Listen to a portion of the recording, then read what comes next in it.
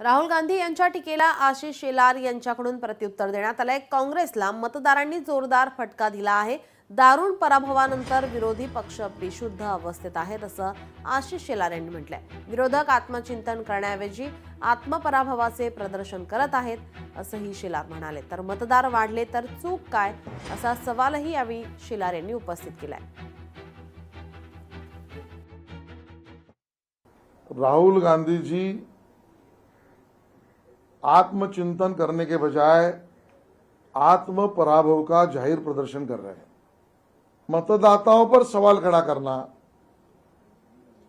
ये बेबुनियादी बात राहुल गांधी जी कर रहे हैं। शायद उनको ये पता भी नहीं है हर वोटिंग लिस्ट के प्रदर्शन के बाद उसके ऊपर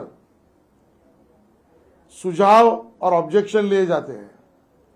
तब राहुल गांधी जी आप और आपका दल सोया हुआ था क्या? लोकशाही मराठी ऐका, पहा, जागरूक रहा।